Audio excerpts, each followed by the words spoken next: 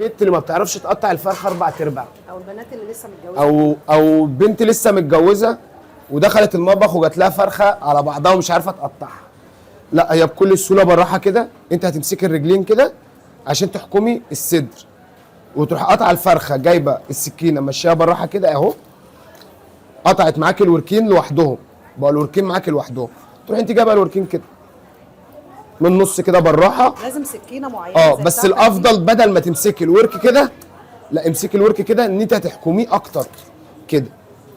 طيب في ست بيت بتقول لك انا مثلا هشتري وراك بس، فالوراك بس انت عايزه الورك بيتجزأ جزئين كده، دبوس لوحده وصفحه لوحدها، تمام 8 حتات. طب الصدر مش تجيبيه كده، يعني ست البيت ما تمسكوش كده عشان الصدر ما يجريش من تحت ايديها السكينه تعورها، لا تمسك الصدر تقعده كده، تمسكه جامد كده اهو. والافضل لو السكينه حاميه معاها.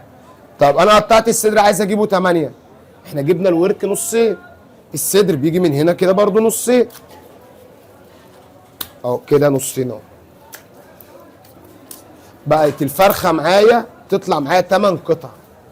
في ناس بتحب 12 يبقى انا كل جزء من دول بقطعه قطعه تانية اصغر.